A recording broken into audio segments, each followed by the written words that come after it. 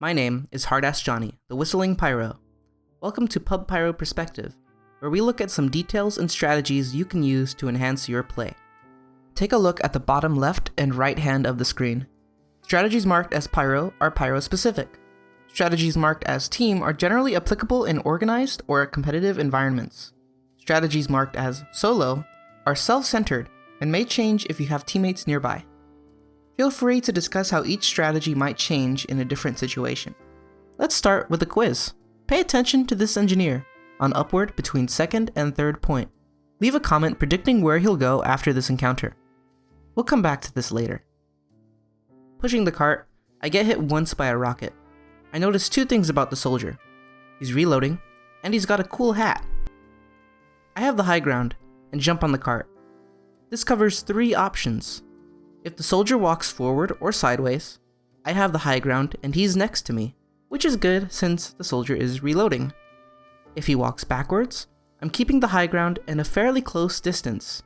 Since the soldier walks sideways and is stuck reloading, I walk on top of him to bait one of two options.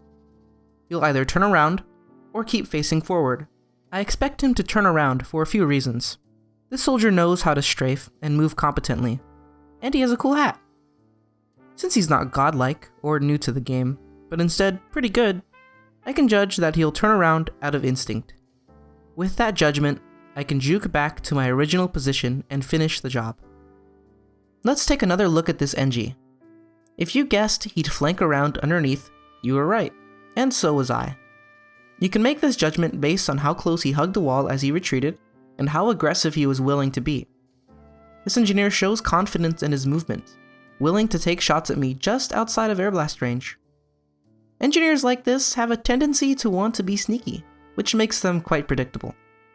Take note of your opponent's positions and options. Two soldiers, fresh out of high tower spawn. Wonder where they might go. After pressuring the spy out, I'm ready to deal with any jumpers, but I'm a little slow to turn around. Despite that, I'm prepared to deal with the rapid fire shots from this soldier. Don't let yourself get distracted by non-threats. I catch out a spy here, but I know he's not a threat. This spy doesn't aggressively decloak and take advantage of distractions himself, so I can't let him be a distraction. Many scouts instantly jump after being air blasted.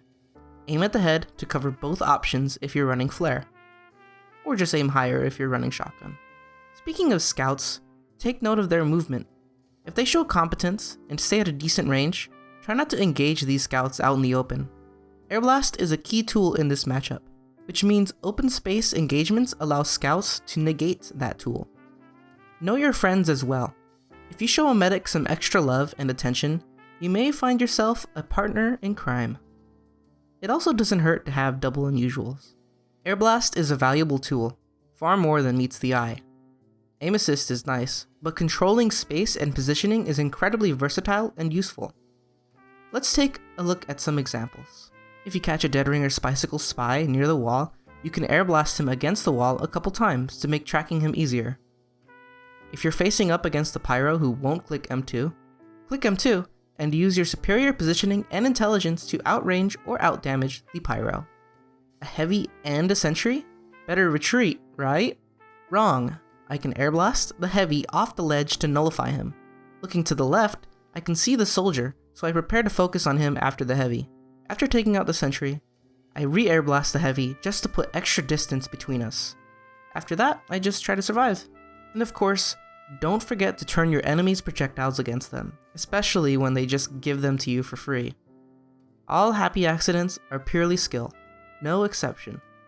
Pyro has a multitude of potential roles, so swapping to and from each is always an option. Walking at the enemy and wrecking face is fun and all, but sometimes you hit a wall, be it sentries or overheal heavies or what have you.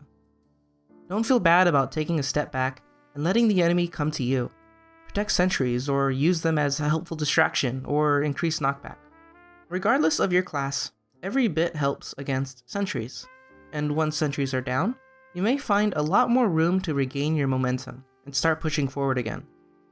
I usually make it a goal to make life as difficult as possible for engineers to set up again, by taking as much ground as possible. Nobody likes sentries. Sorry, Uncle Dane. Hope you enjoyed. Please subscribe, like, and share the video and your thoughts, because I like watching numbers get bigger. And feedback is nice too.